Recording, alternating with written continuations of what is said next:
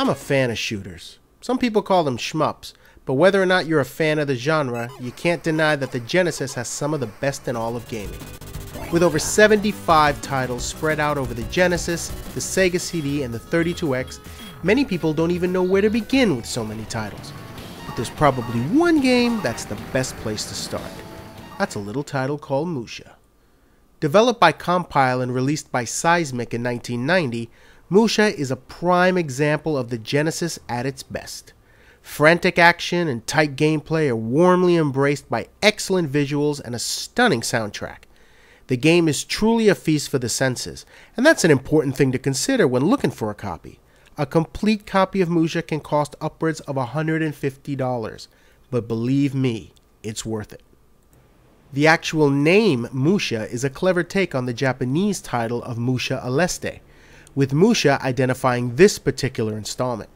The series is known as Aleste in Japan, and US gamers wouldn't see that name until Tengen released Robo Aleste for the Sega CD in 1993, though we've been playing games in this franchise since Power Strike on the Master System.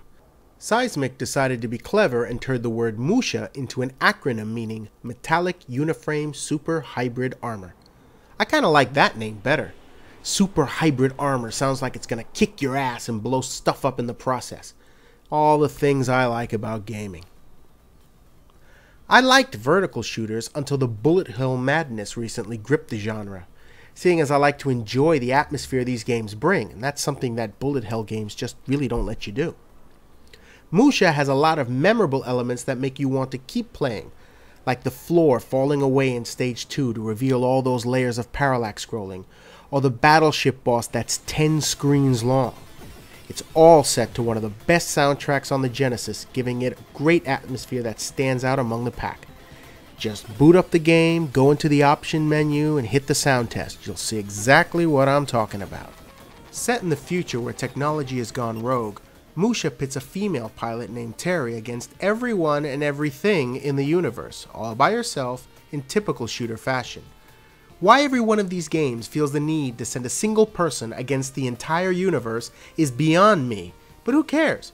We're not here to contemplate the existential undertones of gaming. We're here to blow stuff up. And in that regard, M.U.S.H.A's got us covered.